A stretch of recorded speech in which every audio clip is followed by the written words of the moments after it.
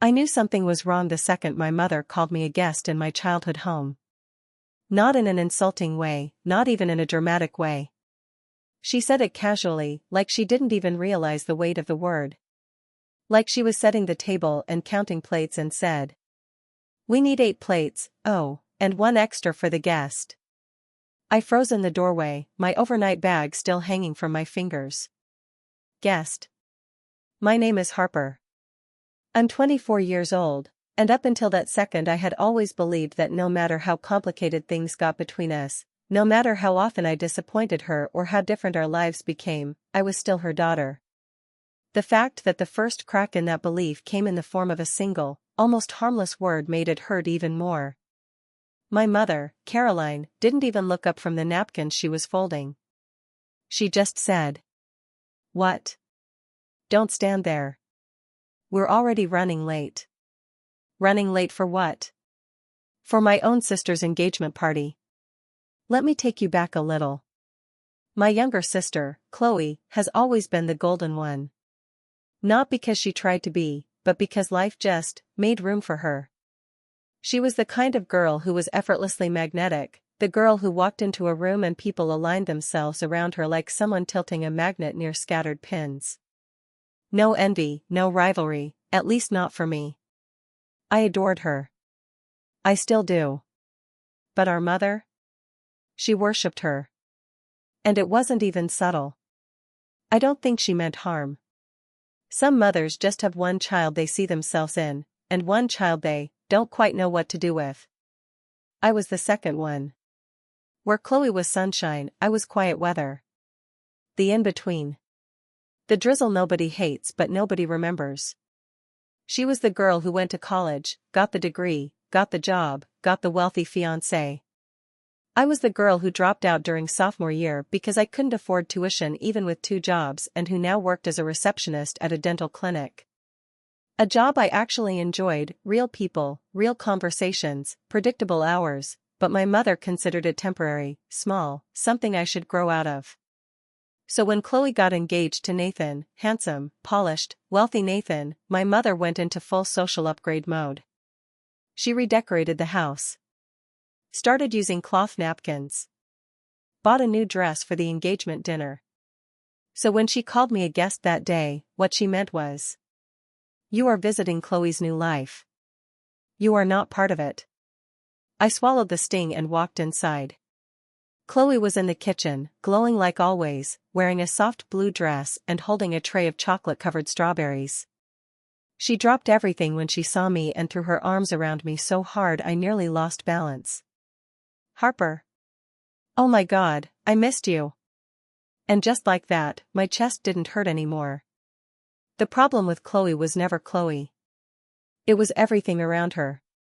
The house filled slowly with guests, Nathan's parents, his brother, a few extended relatives, 2 of my mother's friends, and a couple I didn't know. Everyone was dressed like they were going to a charity gala.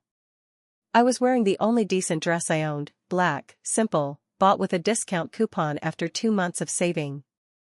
My mother barely looked at me. Or rather, she looked at me the way someone looks at furniture they forgot they owned.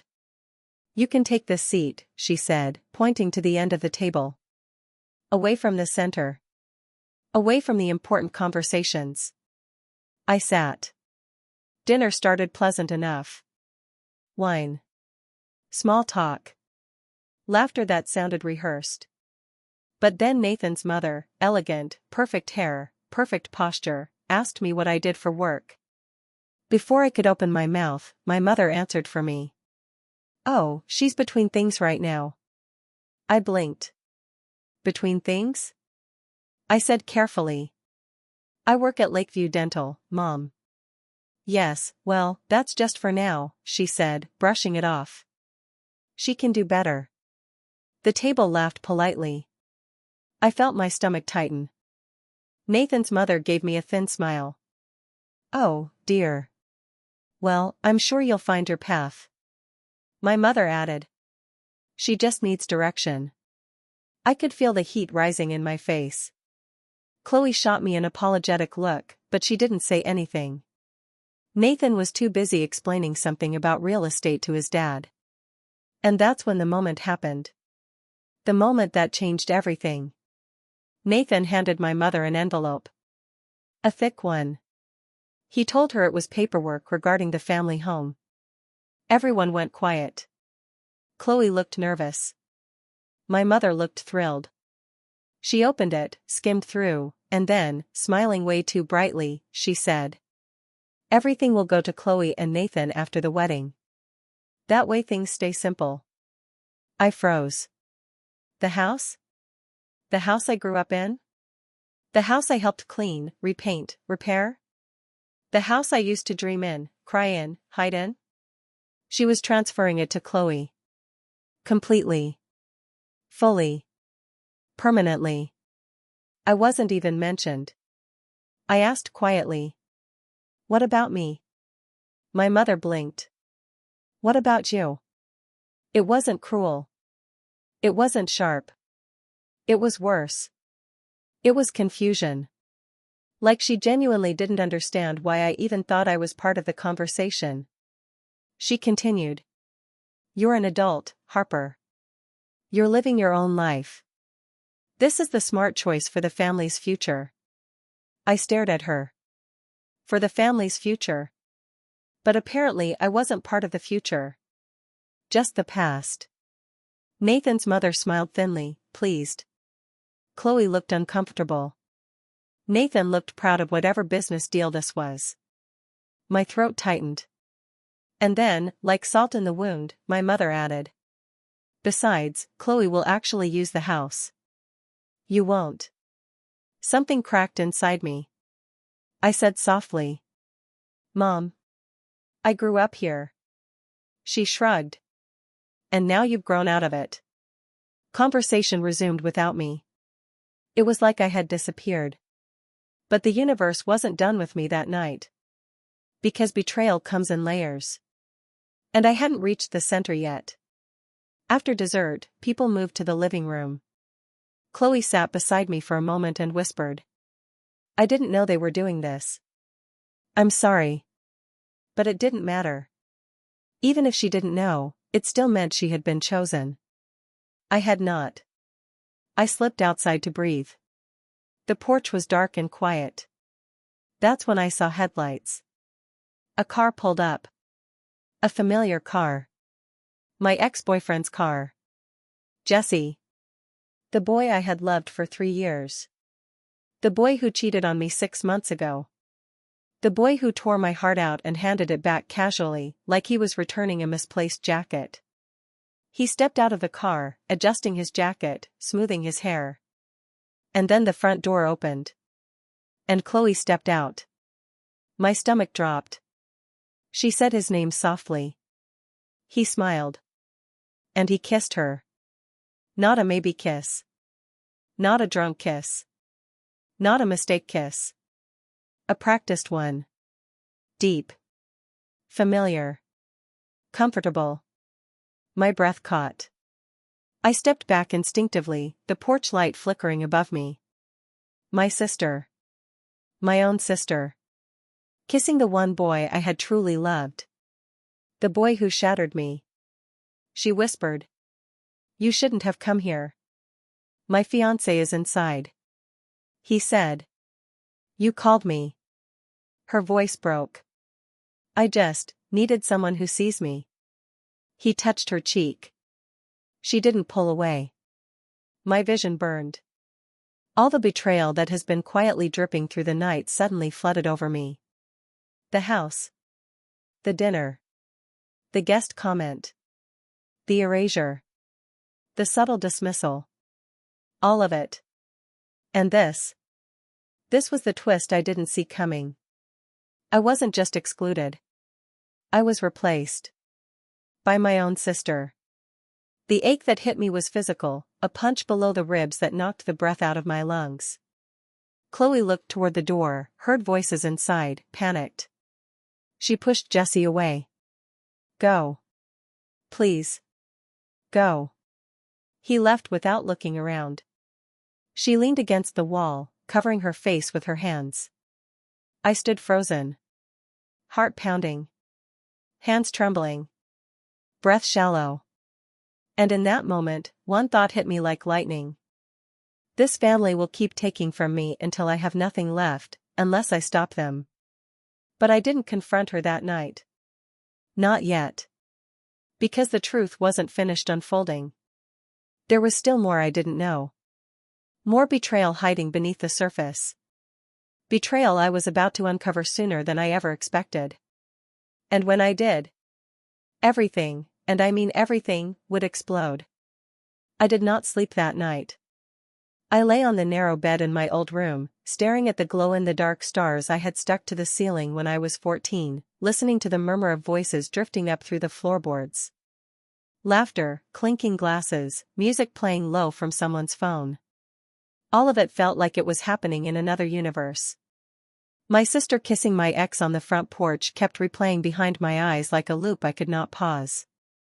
I kept trying to tell myself there had to be an explanation, some context I was missing. Maybe it was a goodbye. Maybe he had shown up uninvited. Maybe she had just panicked. The mind does strange gymnastics when it is not ready to accept the plainest version of the truth. Under the thin blanket, my heart thudded so hard it felt like the mattress was vibrating. I pressed the heel of my hand against my sternum like I could push the feeling down. I thought about going to her room and demanding the truth.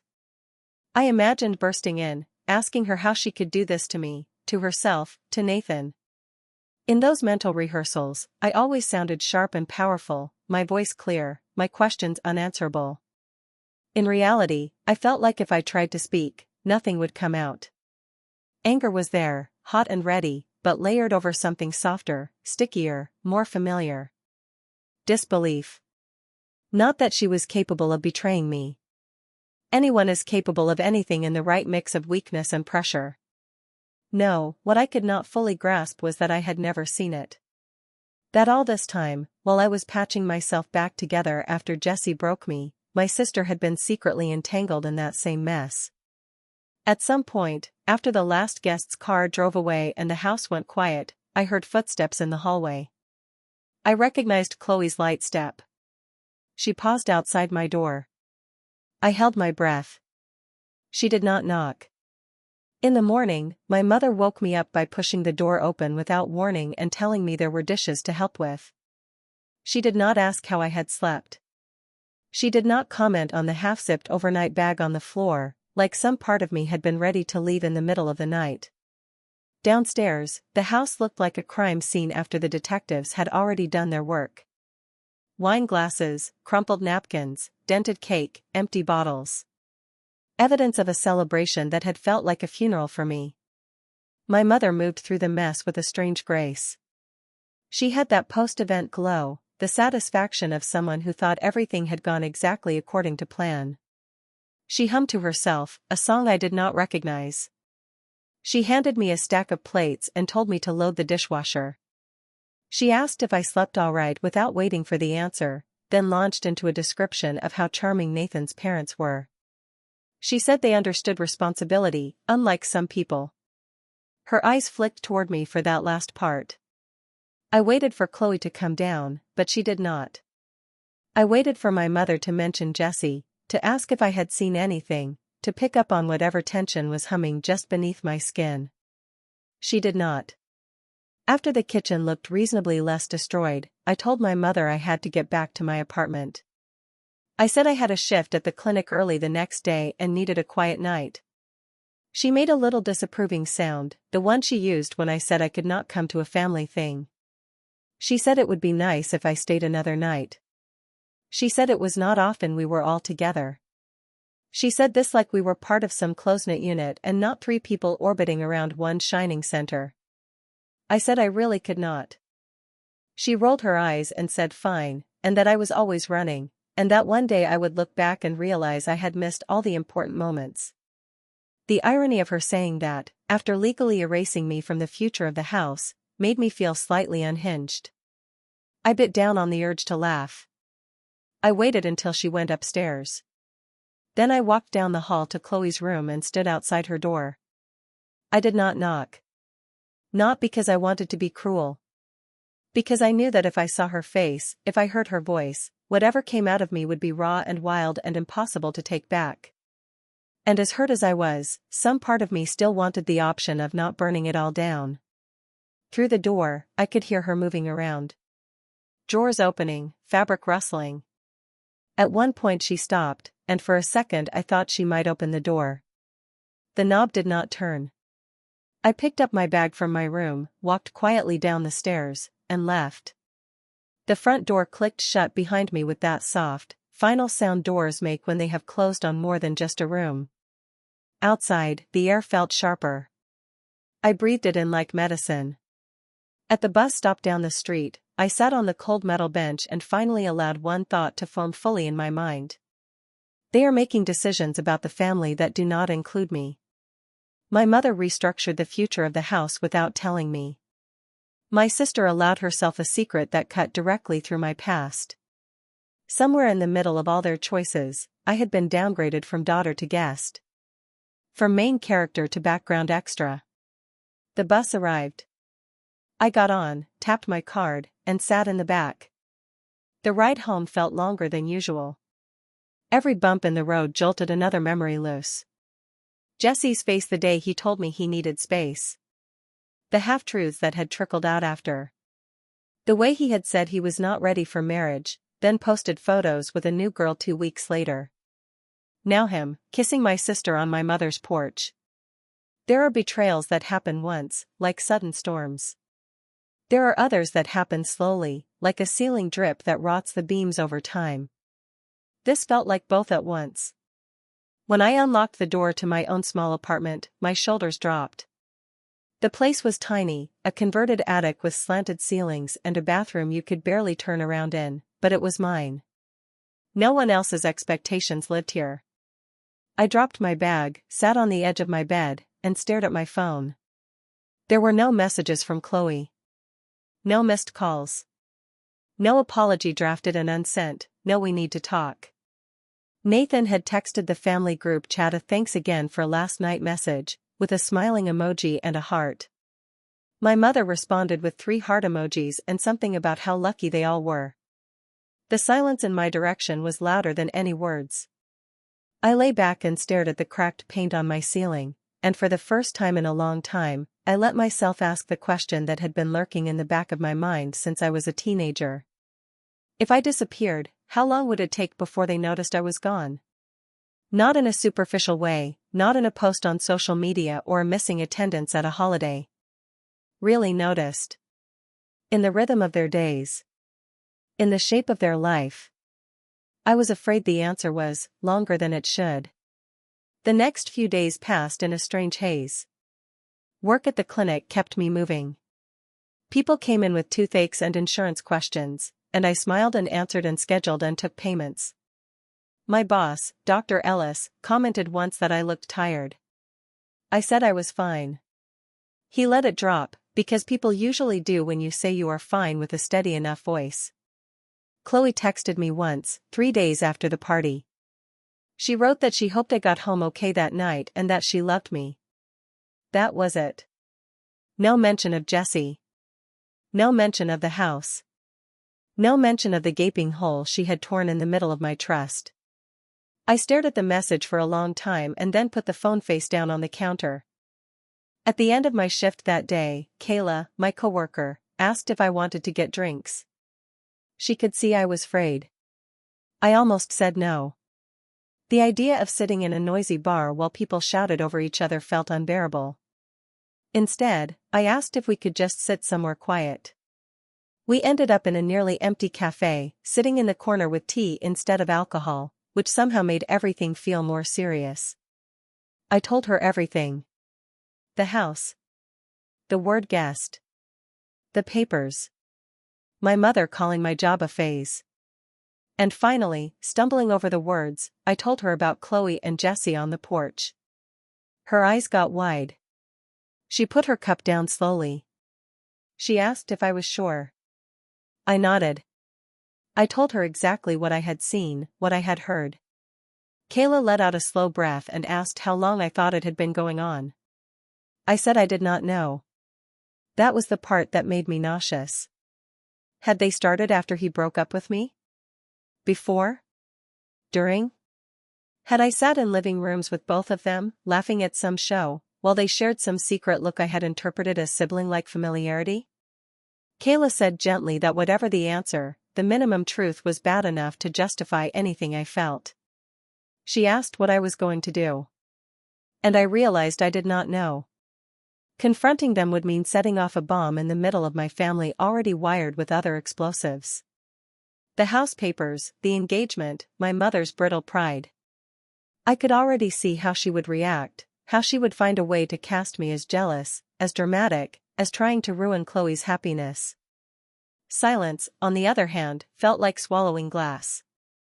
On my way home that night, my phone buzzed with a different kind of message. A job alert.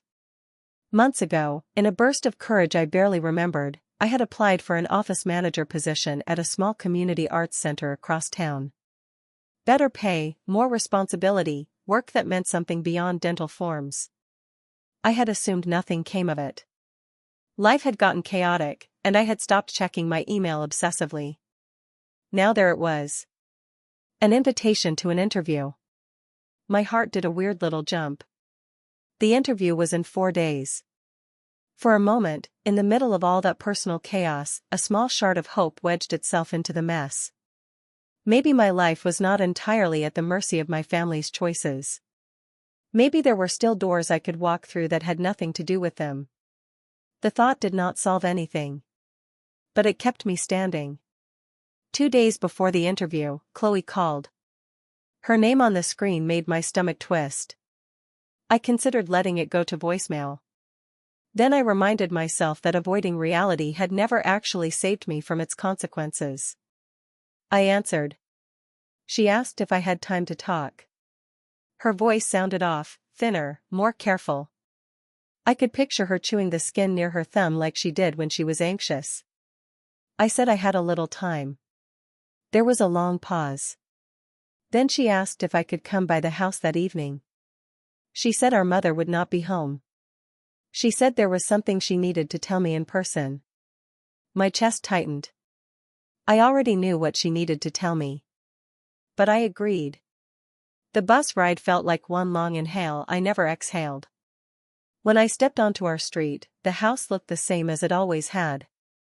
Same flaking paint, same slightly crooked fence, same overgrown bush near the front steps. It was almost insulting how unchanged it was, given how different everything felt inside me. Chloe opened the door before I knocked, like she had been standing there waiting. She looked tired. No makeup. Hair in a messy knot. She wore one of my old hoodies, the one that had mysteriously vanished a year ago. Seeing it on her made something sharp twist in me. We went to the living room. The silence was thick. She gestured for me to sit.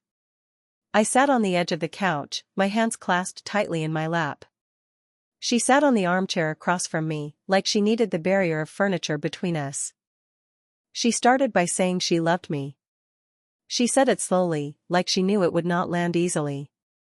She said I was the most important person in her life. I wanted to scoff.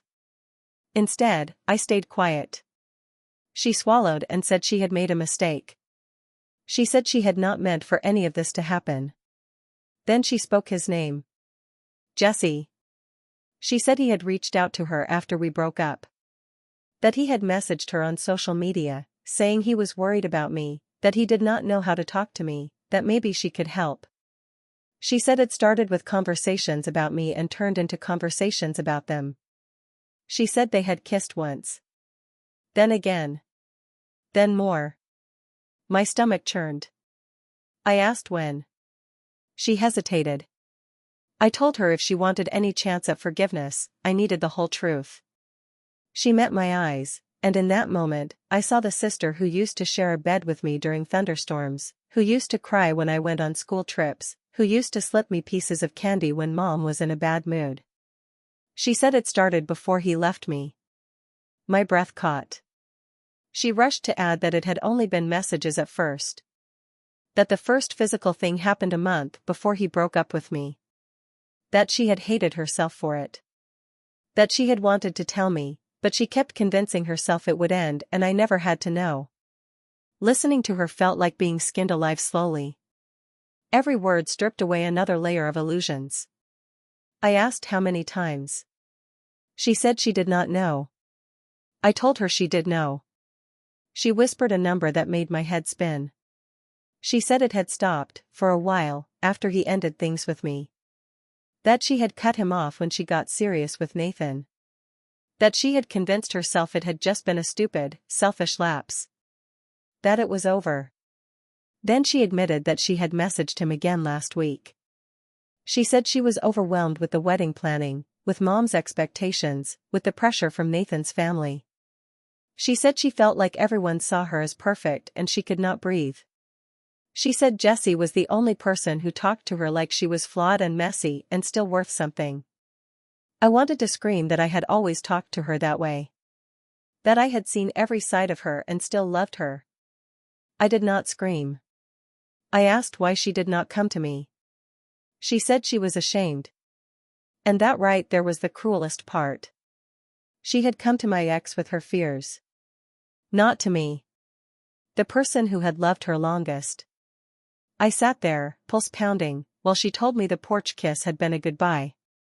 That she had asked him to come so she could tell him in person that she could not keep doing this. That seeing him reminded her of who she had been, and she did not like that girl anymore. I believed some of what she said. I did not know which parts. She said she had not known I saw them. I asked what she would have done if I had not. She did not answer. We sat there in the thick silence of all the things that could not be undone. Then she said something that nearly knocked the air out of my lungs. She said Mom knew he had messaged her. Not about the kisses, not about the details. But she knew there had been contact. Chloe said she had panicked a week ago and told Mom that Jesse had reached out, that she had responded, that she felt guilty. And my mother, instead of telling her to cut him off, instead of telling her to confess to me, instead of drawing a hard line in defense of at least one of her daughters, had apparently said that what Chloe did with her feelings was her business, as long as nothing threatened the wedding. She had said that some things were better left unspoken. She had said that life was complicated, and Harper was strong, she would survive anything. Hearing that made my chest physically ache. My mother had used my resilience, or what she perceived as resilience, as justification for allowing a secret that gutted me. Chloe said Mom had told her not to bring it up unless it really mattered. I stood up. If I had stayed sitting, I might have shattered. Chloe stood too, panicked, and reached for my arm. She begged me not to hate her. She said Nathan could not find out. That his family would never forgive her. That Mom would be humiliated. That word again. Humiliated. Their greatest fear. I asked if she realized she was asking me to carry the weight of their mistakes in silence. She said she was asking me to protect her future. She said I was the only one she trusted. I laughed then. A short, harsh sound that did not feel like it belonged to me. I told her trust was not asking someone to stay quiet about a knife in their back. It was not a dramatic metaphor. That was exactly what it felt like. She started to cry. Big, pretty tears that used to move everyone. They did not move me this time. I told her I loved her. That had not changed. But I also told her I did not know if I could stand next to her at an altar and pretend everything was pure. Chloe said she would end it. That she had ended it. That she would block him. Delete his number. Cut every string. I told her it was not my job to monitor her decisions. I told her what I needed was space. She asked if I was going to tell Nathan. I said I did not know. That was the truth. As I walked out of the house, bag hanging from my shoulder, I felt my mother's absence like a presence. Had she really said those things? Had she really decided that my pain was an acceptable cost for keeping the illusion of our perfect family intact? The answer was obvious. She had signed away the house without me. Why would she hesitate to sign away my trust? Back in my apartment, I sat at the tiny kitchen table and tried to list my options. Say nothing, lose myself. Say everything, blow up my sister's life. Say some version of the truth, lose them all anyway. There was no path that led to everyone being okay. Only choices about who to save first. 2 days later, I had the interview for the job at the arts center. I almost cancelled. My life felt too chaotic to walk into a room and convince strangers I was stable and capable and ready for more responsibility. But I went. The arts center was in a refurbished warehouse, all exposed brick and mismatched couches and murals painted by teenagers. The director, a woman in her 40s with tired eyes and a quick wit, asked thoughtful questions. She seemed to care more about how I handled people than my college credits. I found myself telling her more truth than I intended. Not the details, not the family drama, but the reality that I knew what it was like to be the person behind the desk, holding chaos lightly so other people felt less afraid. When she asked why I wanted the job, I did not say for the money or the career path. I said because I wanted to be part of building something that felt like it had room for people's messy, real lives. She nodded like she understood that more deeply than she said. 2 days after that, she called to offer me the position. I accepted. It was a bright spot in a dark week. A small lantern in a long hallway. I told my mother about the job over the phone that evening. She said it sounded unstable. She said nonprofits folded all the time. She said the clinic was safer. I told her this was what I wanted.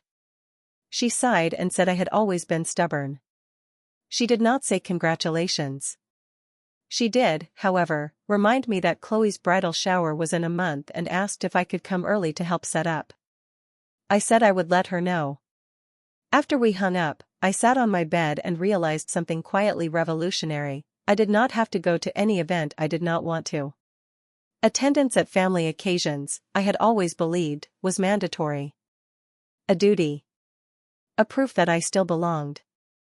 But belonging to people who had shown me, clearly, that I was optional, was that even something I wanted anymore? The week before the bridal shower, Chloe texted me a photo of her in her dress. She looked beautiful. Happy. Or trying very hard to look happy. Her eyes gave something away that the smile did not. Under the photo she wrote that she wished things were not so weird between us. I stared at her in white, veil trailing, hand on her hip, and I remembered her as a child in a pillowcase pretending to be a bride. I remembered the way she used to tell me I would be her maid of honor someday. I remembered promising I would. I typed that I loved her and that I hoped she was taking care of herself. I did not say I would be at the shower. I did not say I would not.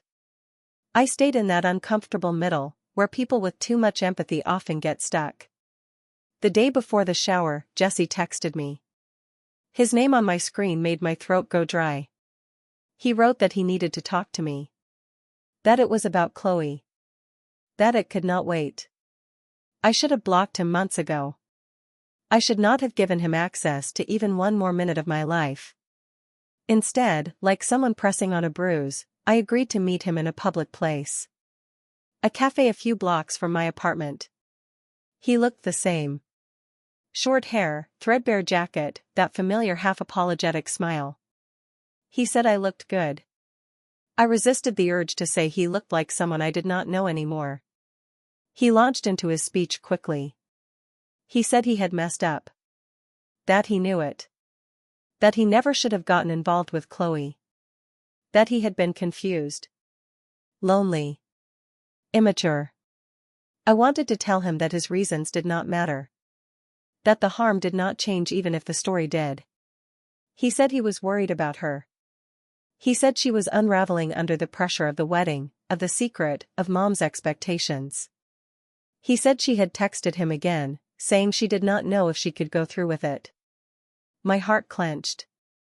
He said he thought Nathan deserved to know. When he said that, I almost laughed in his face. Him, talking about what someone deserved. He said he wanted to tell Nathan himself. Man to man. Before the wedding. Every part of me recoiled at the idea of Jesse positioning himself as some kind of moral authority. He said he was telling me because he thought I should be prepared. The more he talked, the more the noise in my head grew. My ex, who had betrayed me with my sister, wanted to reveal the affair to my sister's fiancé. My sister, who had betrayed me by letting it happen, had begged me to keep quiet. My mother, who had betrayed us both by prioritizing appearances over honesty, wanted everything tidy and perfect for the photos. I sat in that swirl of other people's choices and realized that if I did nothing, the story of what happened next would be defined by people who had already shown they could not be trusted with it. I told Jesse calmly that if he wanted to come clean, that was between him and his conscience. But I also told him he did not get to engineer some dramatic confession that centered him again. I told him that if anyone told Nathan, it should be Chloe. Or me. Not the man who had set the whole mess in motion. He looked annoyed that I was not impressed by his sudden attack of integrity. He said if Chloe did not tell him by the end of the week, he would. On my way home, the weight of that deadline settled on my shoulders. If Chloe stayed silent, he would blow everything up. Maybe in the most self-serving way possible. Maybe in a way that would hurt her more than necessary. If I stayed silent, knowing that, what did that make me? When I got home, I sat at my table, took out a piece of paper, and tried to write down what I needed. I needed the truth to exist somewhere other than inside my chest. I needed to stop carrying everyone else's guilt as if it belonged to me. I needed to stop being the daughter/sister/ex-girlfriend who absorbed damage to keep other people comfortable. I needed a clean break. Not from Chloe. Not forever. But from this version of us. From this story. The day of the bridal shower, I did not go to my mother's house. I went to Nathan's. I did not tell anyone I was coming.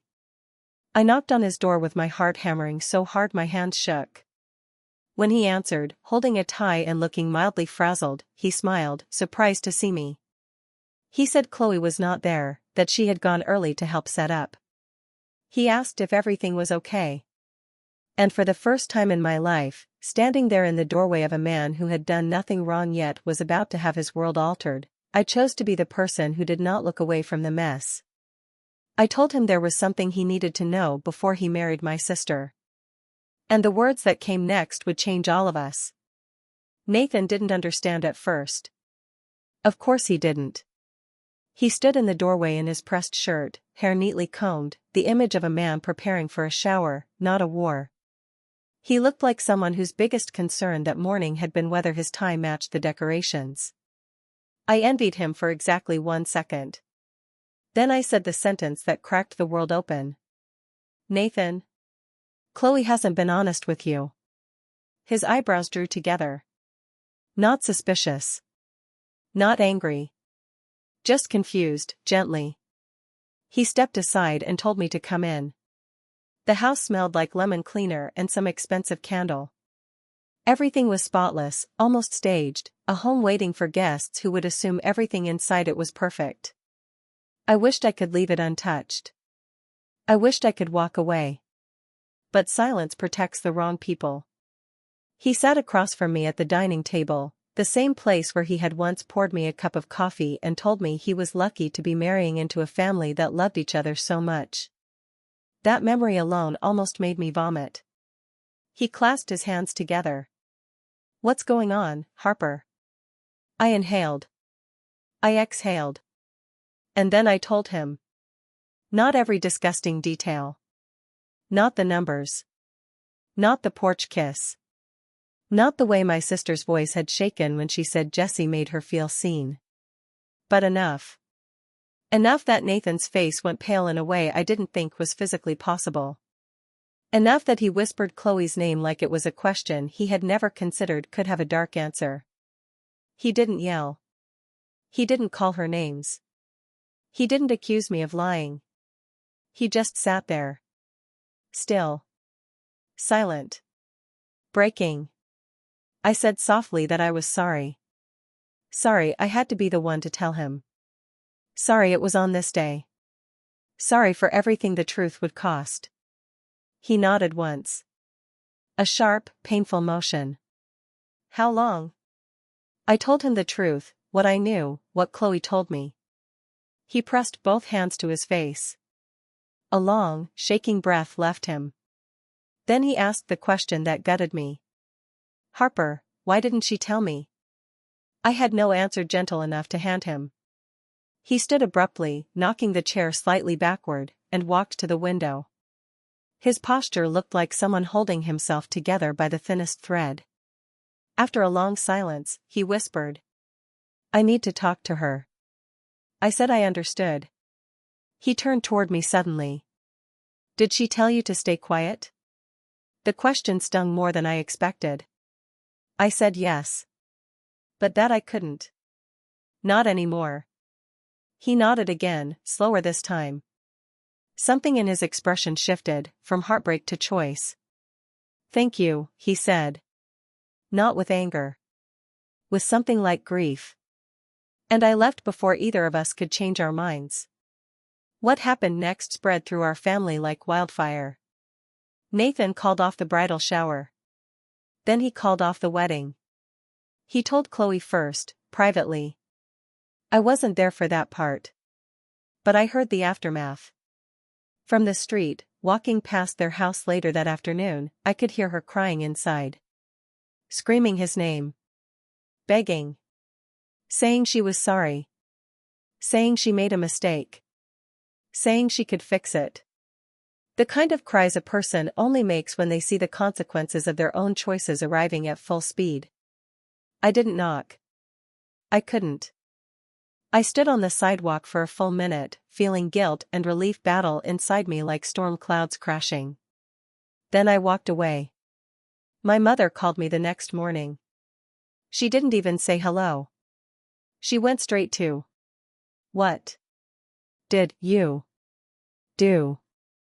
I held the phone away from my ear. She didn't pause long enough for me to answer. She accused me of trying to ruin the wedding. Of being jealous. Of being vindictive. Of being dramatic. Of being selfish. Of being unstable. Of trying to destroy Chloe's happiness. Every insult she hurled was one she had sharpened over the years, ready to use whenever I stopped being what she needed me to be, silent and convenient. I spoke only one sentence. I told the truth. She snapped back. Some truths should stay buried. I felt my entire spine go cold. That was our mother's moral compass. That sentence was everything wrong with her boiled down to one poisonous line. I said, "Maybe for you." She said, "You're no daughter of mine." I waited for the sting. It didn't come. Not the way it once would have. Because betrayal stops wounding when you finally understand it has nothing to do with your worth. I ended the call. Blocked her. Closed my phone like closing a chapter. That week was the hardest of Chloe's life. She showed up at my apartment 3 days after the called-off wedding, hair messy, mascara stained under her eyes, wearing sweatpants and the same hoodie from the night she confessed. She knocked softly, like she was afraid I would yell or slam the door. I didn't. I let her in. She collapsed onto the couch and started crying instantly, the kind of crying that collapses the chest, that shakes the ribs. I sat beside her. We didn't speak for a long time. Finally, she whispered through tears. "I know you hate me." I said I didn't. I said I hated what she did. I said I hated what it did to all of us. She buried her face in her hands. She said she wished she could take it back. She said she had been stupid. Selfish. Terrified. Everything spiraled too fast. Then she said the sentence I had been hiding from. "Harper. I didn't know how to be anything other than perfect for them. And the one time I wasn't, everything fell apart." My throat tightened. Because I understood that deeper than she realized. Her life had been shaped by expectations. Mine had been shaped by neglect. 2 daughters crushed by the same mother in opposite directions. When she looked up at me, her eyes red and swollen, she whispered, "I'm so sorry." I nodded slowly. Not forgiveness. Not yet. But the beginning of it. Then she said something that broke me open in a different way. She said, "I was jealous of you." The sentence hit me like a slap. She was jealous of me. The sister who wasn't chosen. The one called a guest. The one ignored at dinner. The one erased from the house. The one told she was in between things. What on earth could she envy? She said. Because you get to be real. You get to be imperfect. You get to make mistakes and no one expects you to be perfect again the next morning. She said Mom never let her be flawed. That she felt trapped inside a role she couldn't breathe in. That Jesse saw the messy version of her. And instead of running, he stayed. I didn't excuse it. I didn't soften it. But for the first time I understood it. Not forgave it. Not justified it. But understood. She asked if I thought Nathan would ever forgive her. I said I didn't know. She held my hand. Weakly. Like a child. And then she said the sentence that healed a small piece of me.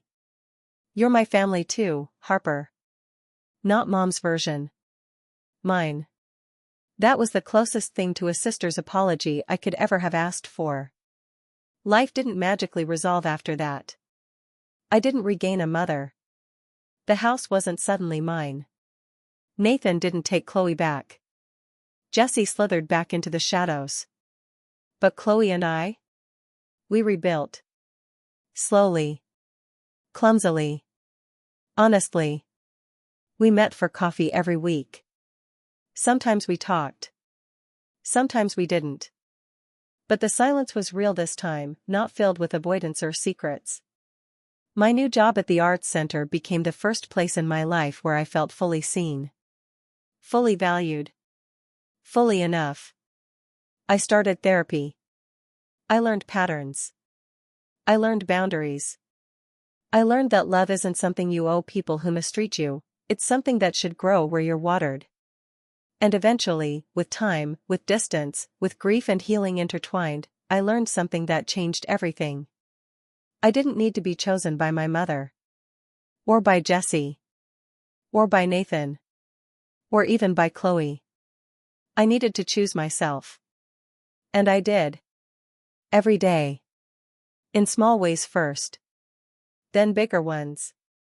And when I finally looked in the mirror one morning, wearing my Arts Center badge, coffee in hand, sunlight hitting my face through my tiny apartment window, I realized I liked the woman looking back. Not because she was perfect. But because she was mine. I had built her myself. No permission required.